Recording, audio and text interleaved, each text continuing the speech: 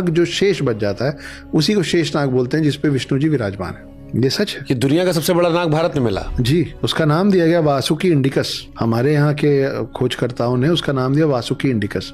तो मैं बोलता हूँ कि अगली बार अगर कोई आपको बोले ना you come from land of snakes, तो बुरा मत मानिए, take pride in it. Of course I come from the land of snakes, जहाँ Vasuki indicus is the longest ever found remains of a snake. Vasuki कौन थे? King of snakes. King of snakes थे। कहाँ बैठते थे? शिव जी के गले में।